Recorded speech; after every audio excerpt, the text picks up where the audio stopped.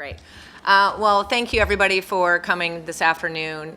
Here we are 7 days away from the end of the legislative session, and there appears to be no urgency, no discussion of any sort of structural reform, and no solutions coming from the other side of the aisle as we approach the deadline. We're looking at the largest budget proposal in Illinois history with no action whatsoever on the real problems that we have here in Illinois. Structural reform is the only path forward for us to grow our state. There are several things that are approaching this end of the year that we really need to be talking about to do just that, grow our state, reform our state. That begins with the energy proposal that was just dropped over the weekend. J.B. Pritzker's power plan, as you heard in the press conference, the green fantasies that he's put out there are going to do nothing to bring reliable and affordable energy. It's actually going to do the opposite of that. Public safety. It seems like every so often you hear another story from another member of the General Assembly about the failings of the Safety Act. We have handcuffed law enforcement.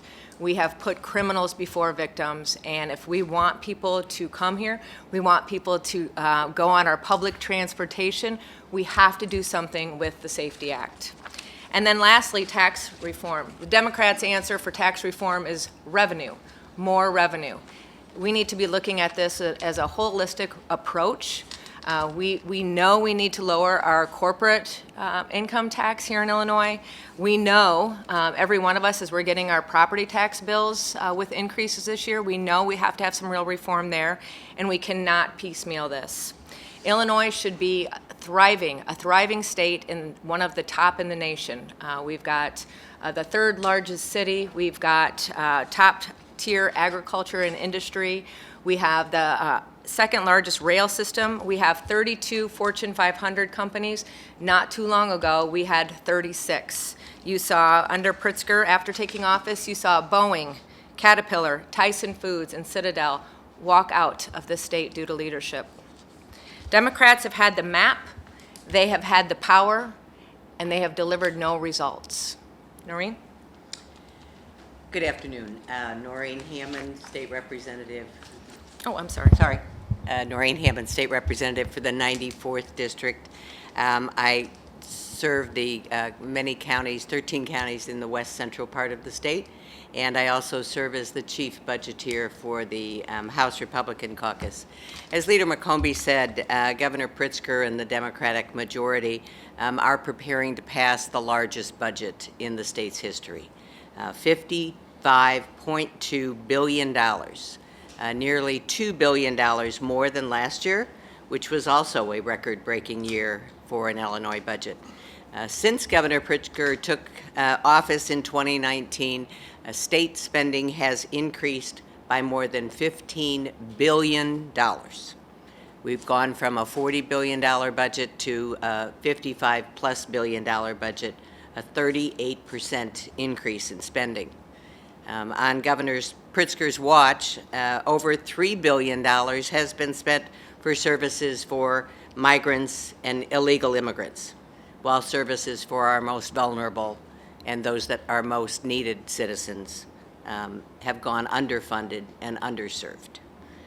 In the coming days, we could see a push for an increase in funding for nursing homes through a combination of general revenue funding and/or more bed taxes on our vulnerable citizens.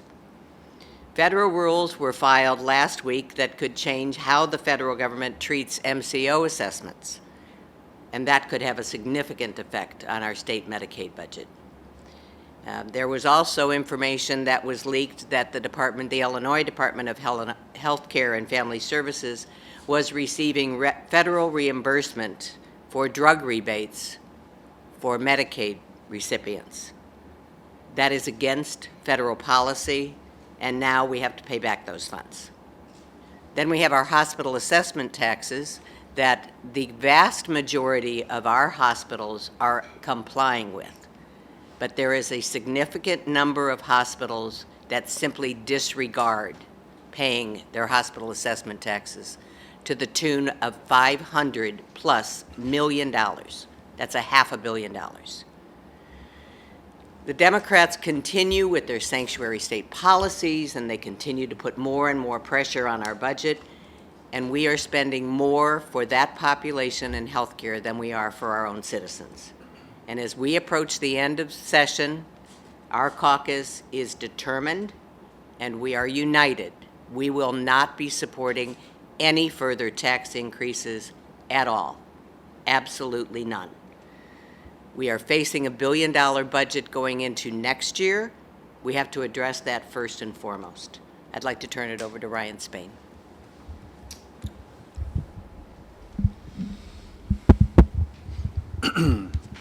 Well, thank you, Leader Hammond, and thanks all of you for being here. You know, the legislature has been in session now for 5 months, and this is the time with a week or so to go that everything starts to get real and the discussions that we begin to have really emerge. The legislature has a great track record of using this time, squandering time for many months, and using the waning hours of a legislative session to enact gigantic changes that have real-world consequences for taxpayers. And often, as we saw last year, whether it was on interchange fees or other budget one-offs, we make mistakes. And so it is the objective of the House Republican Caucus under the leadership of Tony McCombie that we serve as a shield for the taxpayers, and we can serve as a source of truth for some of the initiatives that may be coming forward by the Democrats. And so I expect what you're going to hear over the next week or so are a whole bunch of obfuscations of the truth. So Illinois is facing a $1 billion budget deficit. Why is that? It's because our state has not been growing for year after year after year. And we certainly aren't keeping pace of other states in the Midwest to facilitate economic growth. What will we hear from Democrats? Oh, it's somehow Donald Trump's fault, and that the new president and the occupant of the White House is responsible for budget deficits that have been forecasted now by both COGFA and McCombie for almost a year. So let's be honest with the people of Illinois about the changes that need to be made here to facilitate economic growth. And at the same time, as Leader McCombie mentioned, we're waiting to see what emerges for a potentially very devastating energy package. The Democrats have been telling the ratepayers of Illinois that your energy bills are going to increase, and it's the fault of MISO or PJM through a capacity auction that they have every year. That's a great comfort to our constituents, right? As they see these price spikes and shocks on their summer utility bills, Democrats want to insert language into their bills that say, no, it's someone else's fault and not ours.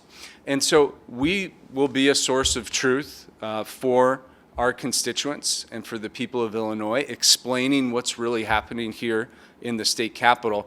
And then again, we need to be, and we have been and will continue to do so, the shield for taxpayers, whether it's the service tax proposal that was floated as a way to fund mass transit and fix the Chicago, the CTA fiscal cliff. So service tax, we're now talking about a package and delivery tax that's being floated as part of a transit solution. We are taxed to the max. We've said it before, and we need to make sure that we will defend against these tax proposals that come forward. So gaming tax, delivery tax, service tax, the energy proposal is just a tax and hike on the ratepayers of the people of Illinois. And as a result, we'll continue to chase families and businesses out of our state. And it is our intention to be the blockade from making sure that does not happen.